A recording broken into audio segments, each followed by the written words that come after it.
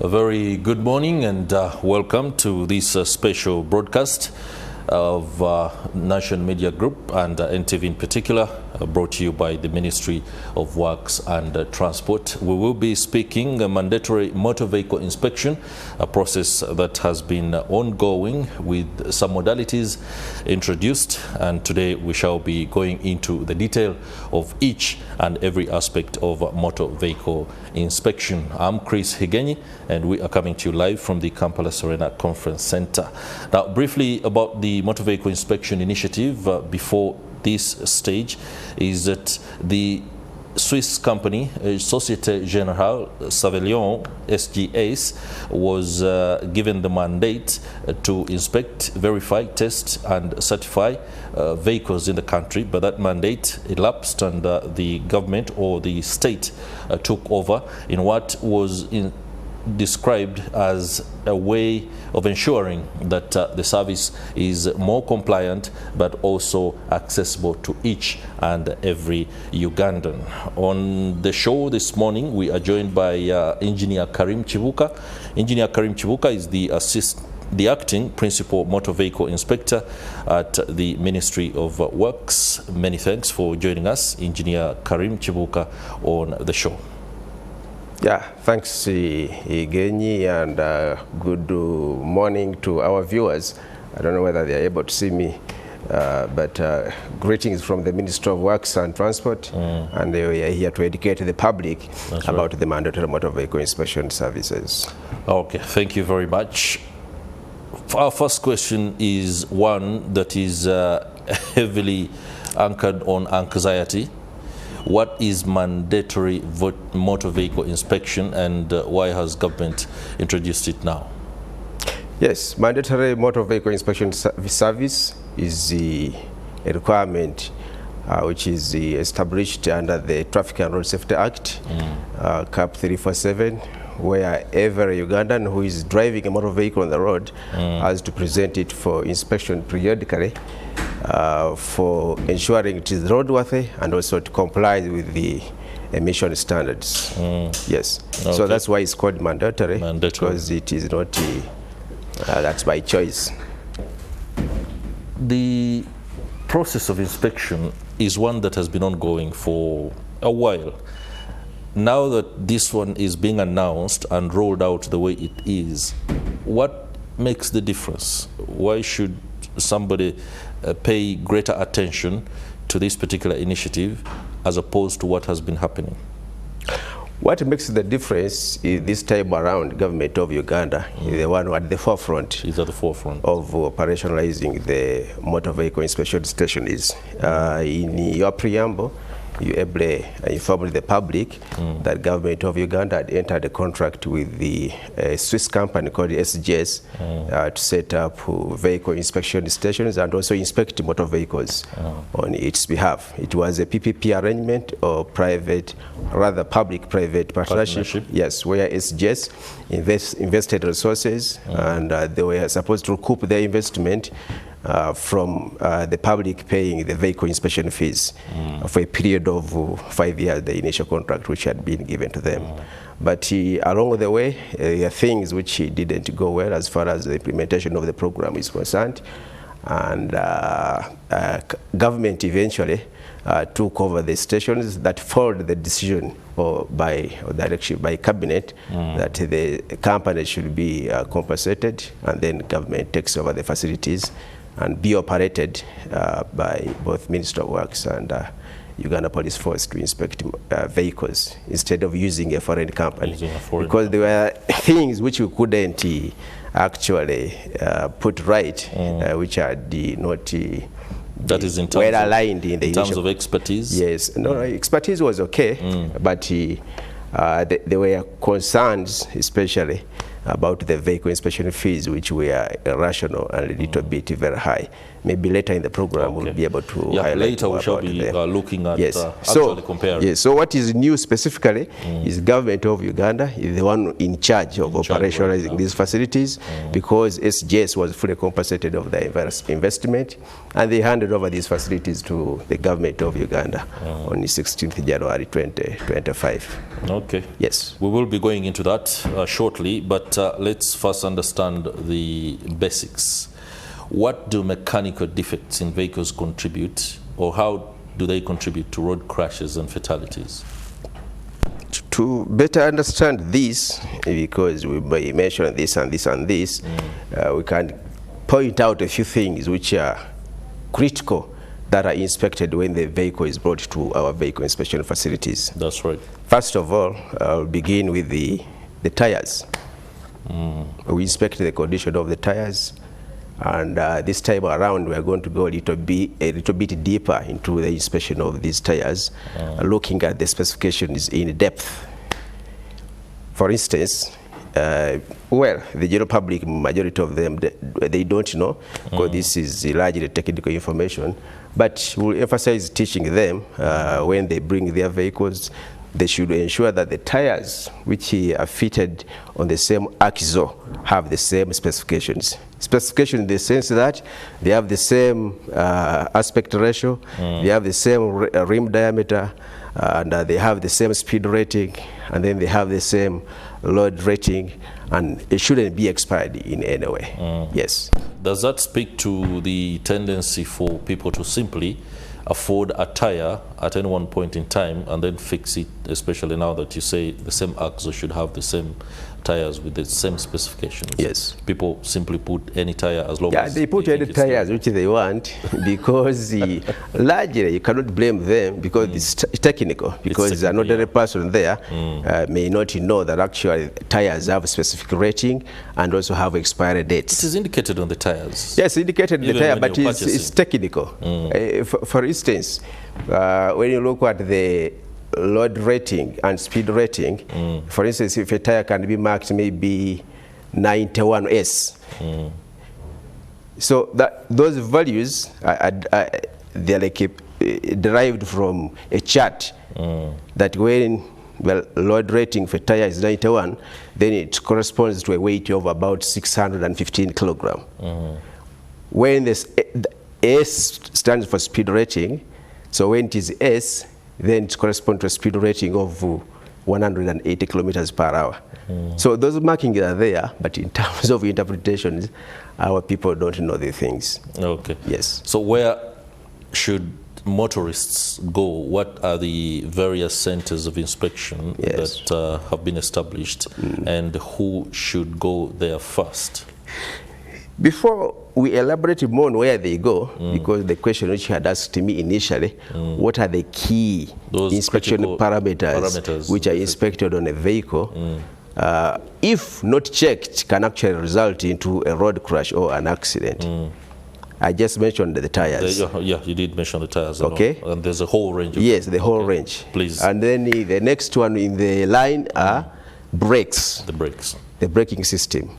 If the brakes are not in good working condition, if the efficiency is below 50%, then they are deemed not to be fit for the vehicle, because then they would affect the stopping distance of the vehicle, and then it wouldn't be braking very well. So if a vehicle is operating on the road with poor brakes or with defective brakes, expect a crash.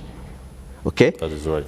You may be driving a vehicle, yours, which is in good mechanical condition with a very good braking system, but then the one behind you is driving a vehicle which has defective braking system. So what is going to happen is this person is going to come and crash into you, and then what will happen is a crash, and usually after the aftermath of the crash, you lose maybe some lives, or there are serious injuries and loss of property. So those are two things. Brakes. Also, the alignment is key, because it defines on how the vehicle is stable on the road, the traction, and also the riding comfort of the driver. If the comfort of the driver is not ensured, that means he may not drive this vehicle safely from the start to its destination. Now, we have the suspension I've mentioned. Suspension I've mentioned. No, you haven't mentioned the suspension. Yeah, suspension, because if the suspension is also not good, okay, the other one which has to do alignment is to ensure the vehicle maintains a track which is not zigzagging, okay, but also ensure that the vehicle remains stable on the road. Suspension is to ensure that actually there is good traction for the vehicle you're driving, and also there is riding comfort, and the vehicle is not also having funny noises when being driven on the road, okay? So we also check the lights.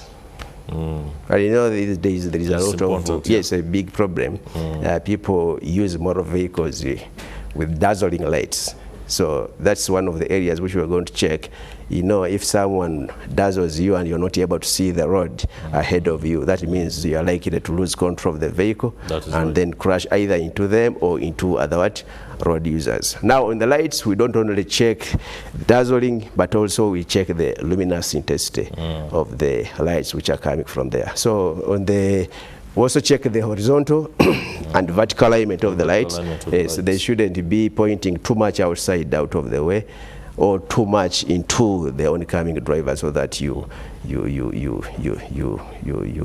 blind them. Okay, so the lights, we have equipment which measure the lights to ensure that the aim is well aligned, and also the intensity which comes out of the light does not exceed the limits. So of the braking system, we have equipment which measure the braking efficiency. Suspension, we have equipment which measure the suspension system, and also alignment, which will have the equipment which measure the alignment and the likes. Okay. Yes. So the whole range of inspection items on the vehicle, but from the background of the question which you asked me, what are the key components of the vehicle, if not inspected, can actually lead to a road crash? I just pointed out to the major ones in the interest of time. That is right. Yes. Okay.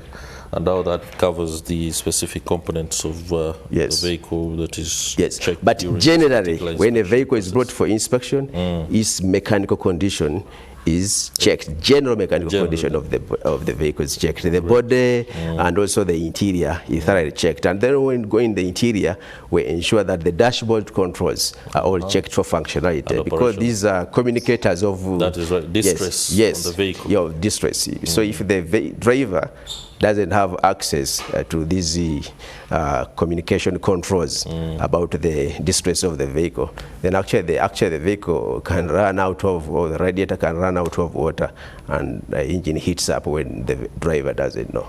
Great. Yes. Now, what I deduct from your submission is that there are the critical aspects, but also what I can loosely describe as the secondary aspects on a vehicle that could cause actual, default or distress leading to an accident or a fatality. When a motorist or a vehicle basically passes the test for the critical issues, but appears not to be, tick the boxes on aspects that you could consider secondary, is it merely advisable to the motorist to go and ensure that that is taken care of, or still the inspection team can cover that on the cost of the initial inspection?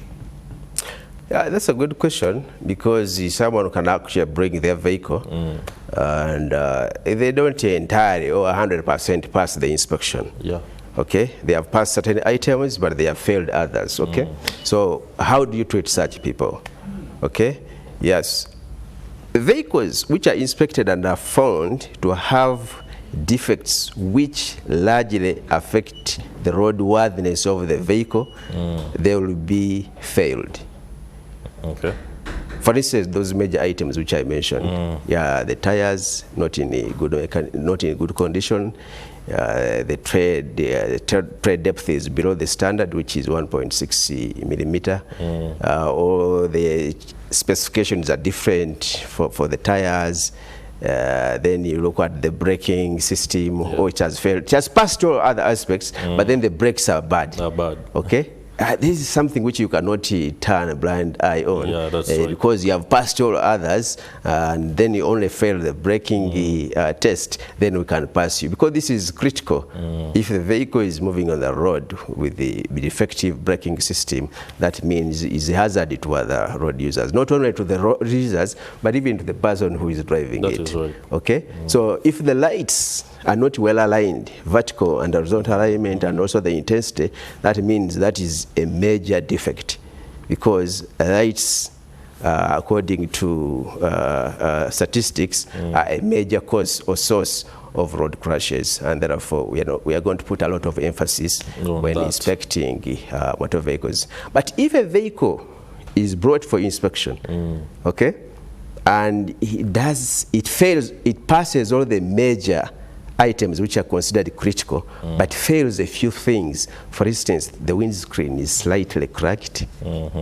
Okay, maybe the tires are just about to be worn out, but not entirely worn out. But everything is okay. Yeah, the body is not in perfectly good shape, but it can fairly pass. Yes, the lights, okay, they may be fading, but slightly outside the range.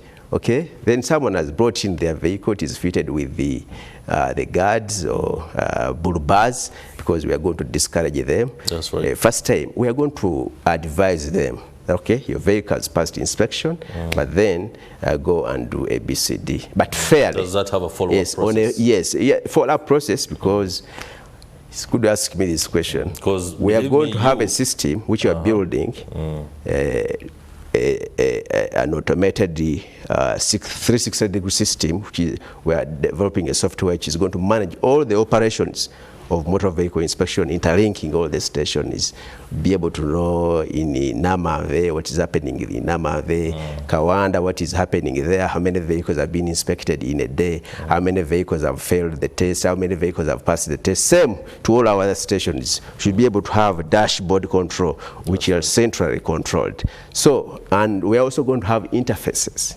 We're going to interface the system with other government MDAs, which include the Uganda Police Force, NERA, NEMA, then UNBS, also Minister of Works and Transport itself will be having a control at the center, at the headquarters. So, largely connecting with the records. If a vehicle is inspected and has some remarks which have been noted, advisory remarks, then for purposes of enforcement, Uganda Police Force would be, because they are interfaced, they will be checking these vehicles which have a certificate of fitness or roadworthiness, that, okay, when you took their vehicle for inspection, this is what was noted. You are told to do ABCD, okay? Maybe in a period of 3 or 4 months. Okay, did you do it? If you didn't do it, then action can be taken. So there is a synchronized digital system, the Uganda Police, the traffic police. Yes, which we are building. Okay. Yes. That answers what was going to be my next question on what if a motorist who has failed either 25% of inspection goes out and doesn't actually work on those aspects of the vehicle that need to be corrected. What happens? But since you say there's a digital system that allows for tracking, for follow-up and tracking. You say 3 months? System we are building it. Yeah, it depends on the inspector. How many period does it give? Does he give the vehicle owner to rectify the defects which are close to failing, but they are not? They has not failed. Okay. Yes. Closely related to those that are close to failing are those that fail. Yes. What happens to the vehicle? Is it taken to the impound? And what is the follow-up mechanism for claiming in order to be able to work on First of all, when the vehicle is brought for inspection, 2 things are expected. One, to either passes or it fails. When it fails. Okay. So if it fails the inspection, then it is given a defects report. Defects report clarifying the areas where the vehicle has not performed well, okay? The particulars or the parts which have failed the inspection. So these are brought to the attention of the vehicle owner for rectification, okay? And to complete this loop, okay? If a vehicle failed the inspection and the owner had paid their money, We give them a window of 30 days to bring back their vehicle for inspection, free of charge. So we tell you, go and rectify ABCD, go and change the tires, change this windscreen, okay, maybe the brakes, okay, they function. By the way, it's not enough only to have new brakes when you're fixing them. They should also be balancing.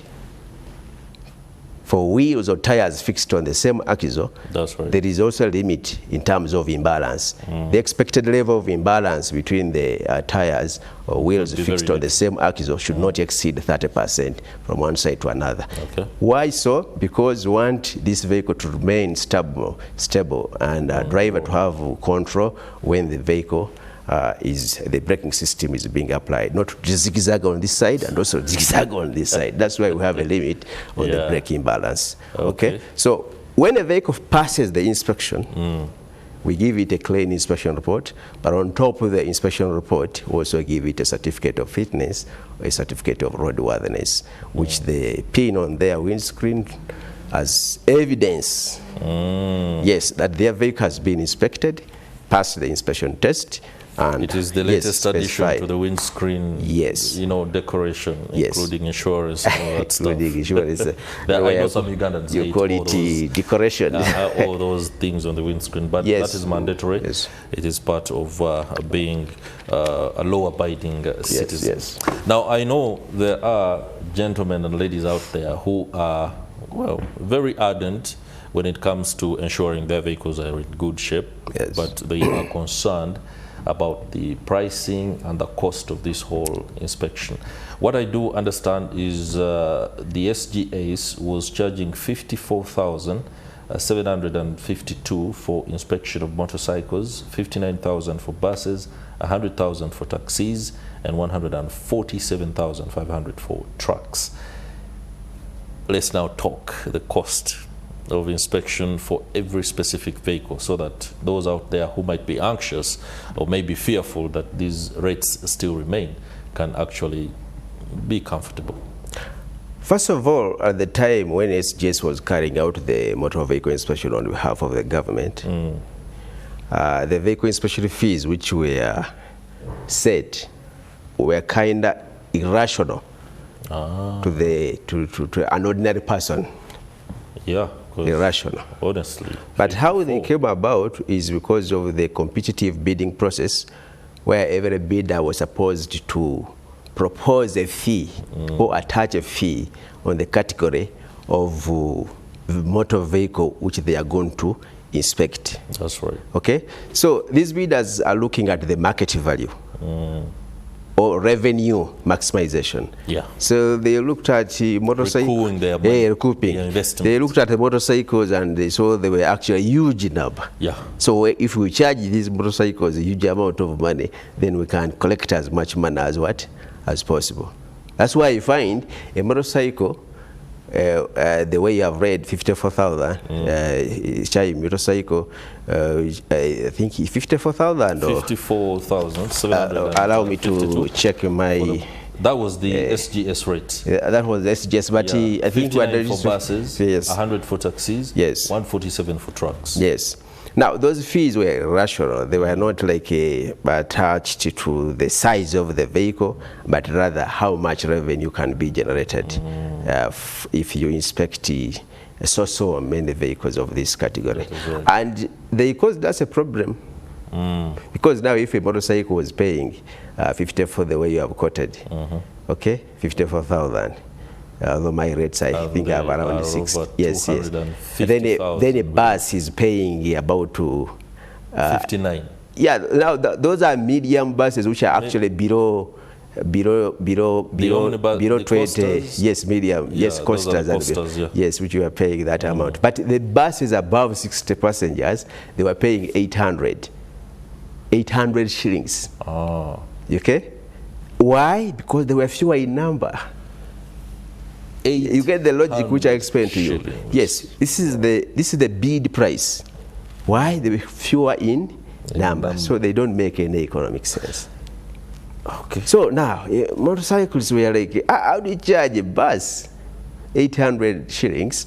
and then you charge me, the boda 54,000 fees. I now understand the you get rational. Yes, nature they were rational, but not by heavily capitalist. Not by intention, but rather it was a result of the bidding process. Okay. So we tried to negotiate with SGS to bring down or to align these fees, how it should be, but also to drastically reduce them, but they were not in tandem with us because of course you would understand, because these are people who invested in their resources, expecting to recoup their investment over a period of time. So the drastic reduction in fees, the way government of Uganda wanted, would mean that actually they would take so long to recoup their investment. The contractual period was 5 years, but then when they factored in the mathematics and the modeling, financial modeling, then it will not come out well. So now to bring the picture where we are right now, a boda or motorcycle pays 5,500. Okay. Okay. That is 10% almost. No, the initial. No, it can't be 10%. Almost 95% maybe reduction of reduction. Yes, because we had actually somewhere in the middle we had reduced these fees to 22,000 for motorcycles. After we had Parliament had recommended that we reduce these fees, but these fees were still high for our people. So eventually, when government took over and had control of the prices, so we drastically brought down these fees to levels which are affordable. Now, a motorcycle, if you can let me just read for us the rates. Yes. Now, motorcycle currently they are paying 5,500. Cars and dual purpose vehicles they are paying 52,800, down from almost 100,000 when SGS was still inspecting. Passenger vehicles with sitting capacity of 8 passengers up to 20 passengers, they are paying 49,500, down from 103,000 when SGS was used to inspecting these vehicles. And then passenger vehicles with sitting capacity exceeding 60 passengers, now they'll be paying 60,000 instead of the other 800. Okay, so in comparison with the motorcycle, you see that actually there is logic. That a bus pays more and a motorcycle they could pays also say less. The previous system is fair, because for them they were parting with 800, now they have to part with 50. Yeah, which ones? They would also say yes, this is unfair and the previous is no, but of course you would understand if you have someone who is very rich in your family, okay, and you have a party, and for them they are contributing 100,000, and people who are poor are contributing 1 million. Will that be rational?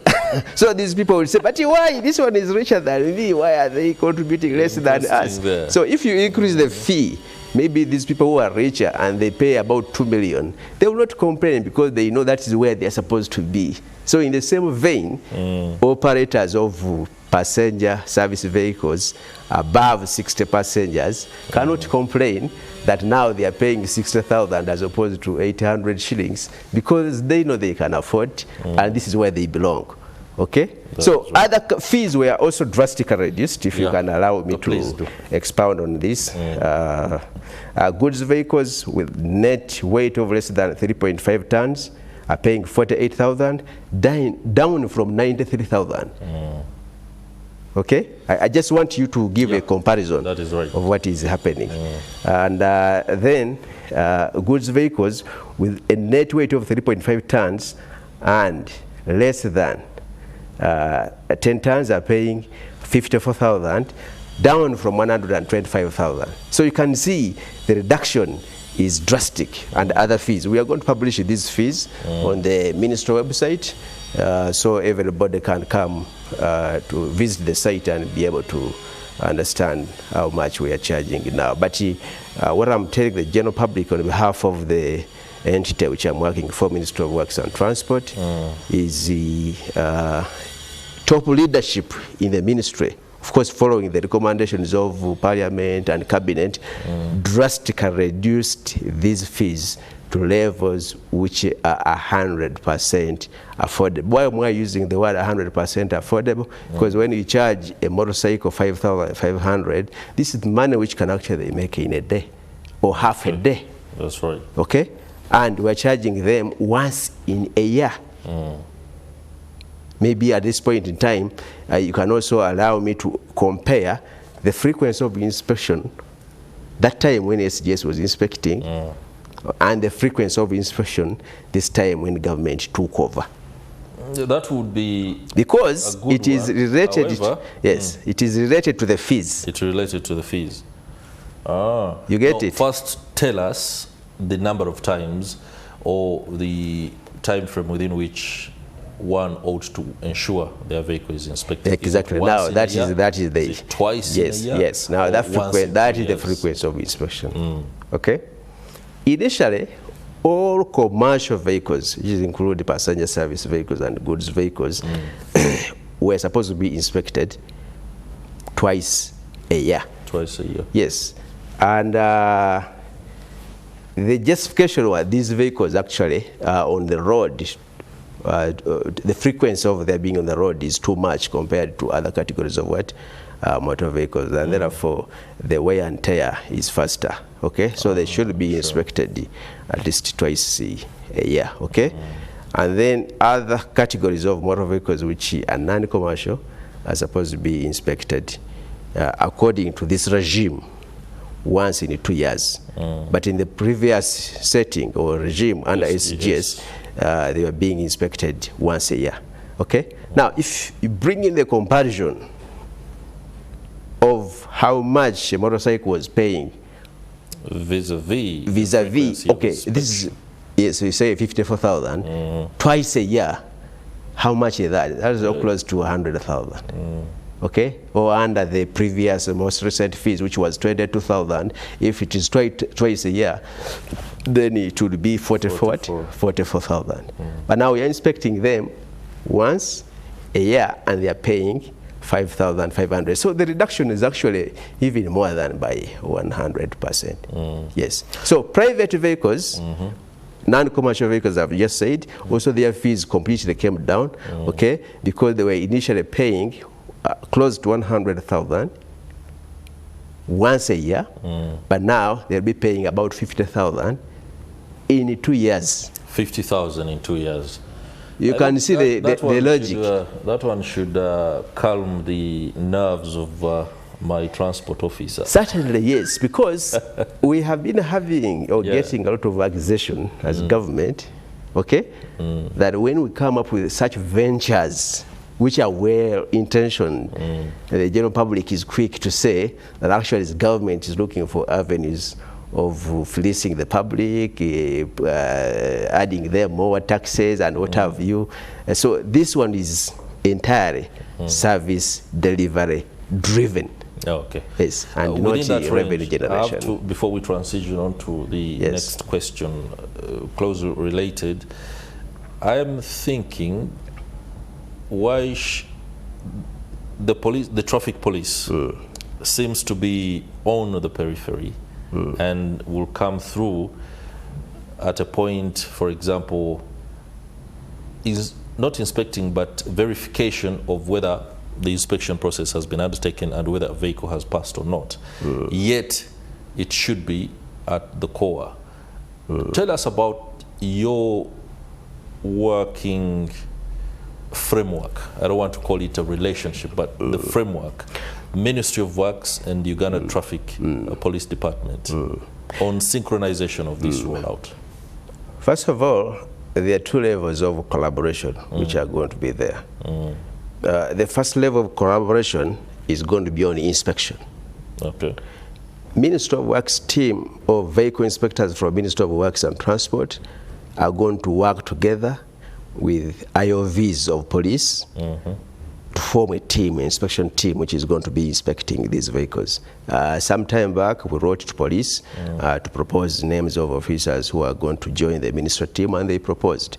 So right now, the ministry is also in the steps of recruiting more staff There is a company which has been contracted, but we are targeting those previous SGS trained inspectors, okay, to ensure knowledge transfer, to put in the mix with ours, so that knowledge which they acquired at the time when SGS was still operating these facilities is transferred to ours. So once this ongoing recruitment process is concluded, we are going to merge the teams, the police inspection team and our inspection team, and also we are going to bring on board the training, which will be also the equipment manufacturers will be at the center of it, to come and impart knowledge on operation of the equipment. But that doesn't mean that actually our people do not have the skills of operating these equipment. They already have, but we intend to build more and more capacity. Okay, so at the level of operational level or inspection level, we are going to collaborate with the Uganda Police Force at inspection. Yeah, at enforcement level, still, we are going to collaborate with them, okay, because they have to be trained on how to use the system which we are developing. Once the system is completed, then they will be told, do ABCD, this is how you enforce the certificate office, this is the gadget which you are going to use. So right now, much as we have started with the government vehicles, but the process is still evolving. Okay? Okay. Yes. Great. Yes. Before we go into the specifics of which, I know we haven't touched it very ably. Yes. You just talked about government vehicles, and then I need that chronology to be very clear, so that people will understand when they are supposed to come through. But first, affordability and efficiency is a critical question. It's critical. Yeah. Yes. Whenever prices go down, especially within the setting of a state enterprise or agency in service delivery, there is a tendency for efficiency to die. Certainly, yes. What are your safeguards? Now, our safeguards, we are not going to, we are going to, as much as possible, to avoid complacency. Okay. Okay? But also, we are going to ensure that our team is trained properly to ensure that actually the service which they're going to be providing or giving to the general public is top-notch. And you know, when the Ministry of Work says that we are going to provide a good service, I can relate this with the driver licensing system. Yes, because our target is to provide a service which is seamless, okay, which surpasses clients or public expectations. Okay, we always want to be the model of measure for other government entities to come and benchmark on how we perform. Okay, and we are proud of this, but it's not that we are complacent. We don't want to move beyond. No, I love the optimism. Yes, and, yes. So the system which we are going to which we are developing, computer system or software system, is going to manage, or is intended, or the target is to ensure that all the operations of motor vehicle inspection are seamlessly managed. Okay. For instance, one of the issues which caused us problems at the time when SGS was still inspecting vehicles on behalf of government, that time they had just commenced services, was the lining up of people. The lines were huge and they could not be controlled, okay? Because people were running for the service. That is right. We hadn't planned it right, okay? And this caused us public outcry. By the way, this is one of the major problems which caused us public outcry, leading to Parliament to come in and conduct an inquiry into the contract around 2017. And this contract, I mean the inquiry, took longer than it was anticipated, from 2017 up to 2020. Yes, in the process of investigation, the service provider also got frustrated because they were not getting a revenue and they were spending too much money paying salaries. So how do we intend to ensure that such problems or challenges which we encountered are addressed? We're going to ensure that when you bring your vehicle, you first book. So one of the systems which are being developed is the booking system. So we know that actually Namave its capacity is to inspect, say, maybe 100 vehicles a day. A day, yeah. Okay? Kawanda, just giving you, and it's not that that's the real thing. Kawanda, its capacity is to inspect, say, maybe about 70 vehicles per day. Nabingo, say, maybe its capacity is about to inspect 200 vehicles per day. So if the limit has been reached, then we have to schedule other clients on other days. By the time you come to our facility, we want to ensure that we are ready to serve you. We don't want people to come at our facilities and waste a lot of time because they are coming for service. It's perfectly understandable. Yes, and then they also have other things to do. So we have to ensure that within maybe 30 minutes of the person coming at the facility, they are able to be they are able to exit. Wow. So what is the premise of booking? Is it payment? The one who pays first, the mandatory fee, is booked as the first to come in? I do not know how it's going to be. Yeah, but yes, this is still under development, but of course the logic will be that if you book, okay, you have to pay. Otherwise, the booking will not be effective because we're not going to inspect a vehicle which has not paid. So, okay, so once you book, purposes, so you have to pay. If you pay, yes, and I think the payment is through. You may pay, but you may not book. You may not book. Okay. The two things are different. That is something you should. But also, we don't want someone to book when they have not paid, because otherwise they are crowding the queue. No, ideally, someone will not book if they've not paid. Yes. However, if somebody has paid, they may book or not. Yes. That's the relationship for the question, I think, which you asked me. Yes, yes. So the centers, I know you've hinted on Namave, you've hinted on Kawanda severally. Are these the only stations we have around the country?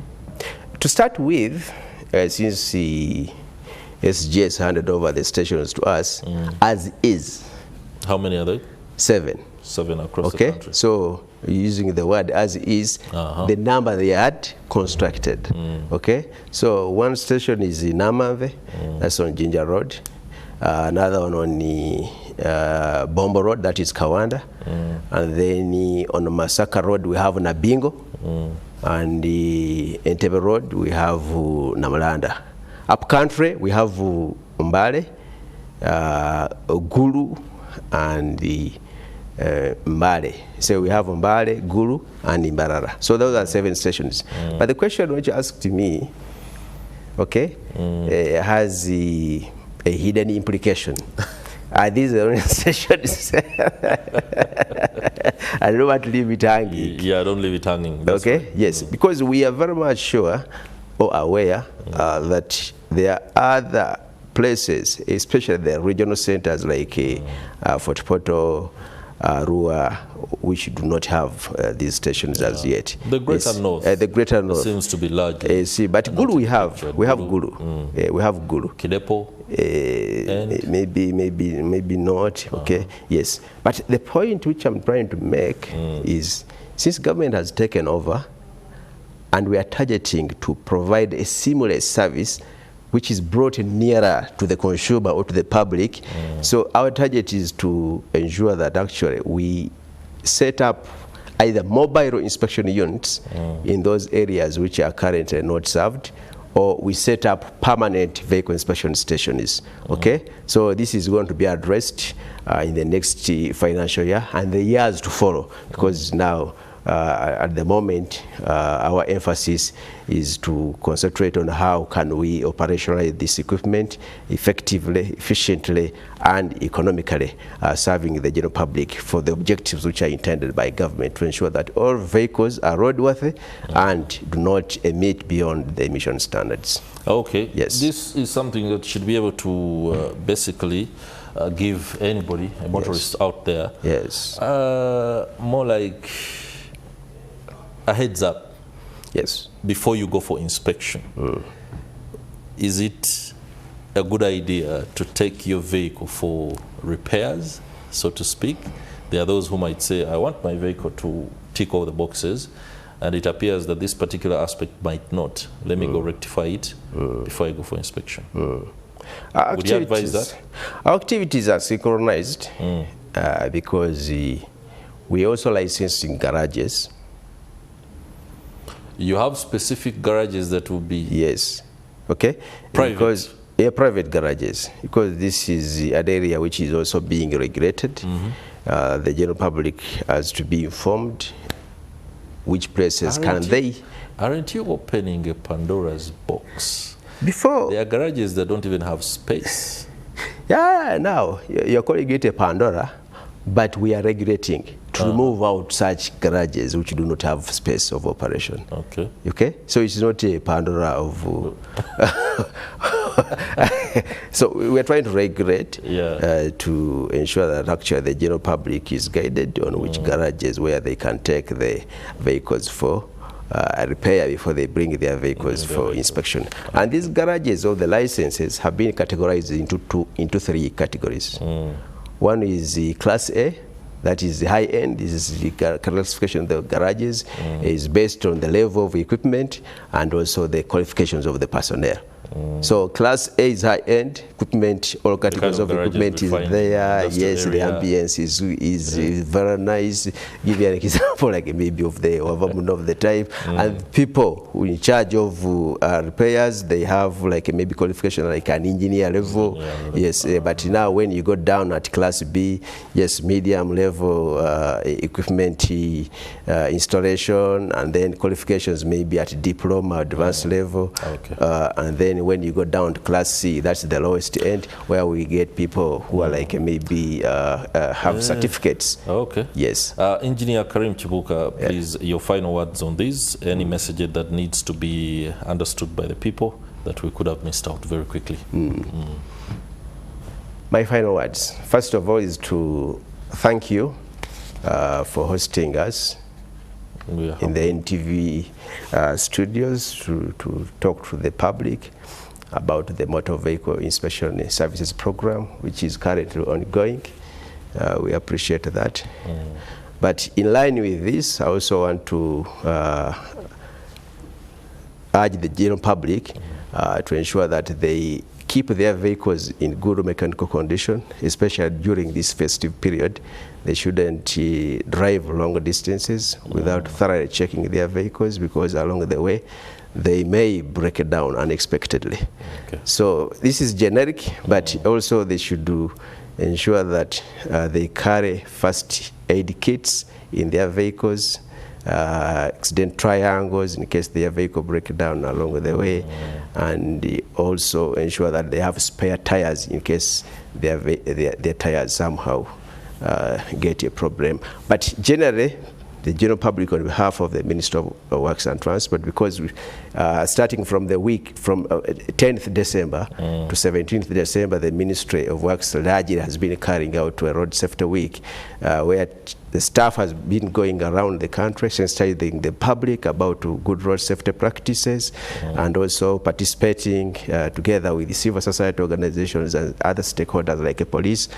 Basically, the message is to ensure that the general public during this festive period do not get involved in any road crashes that may result in loss of lives. So please.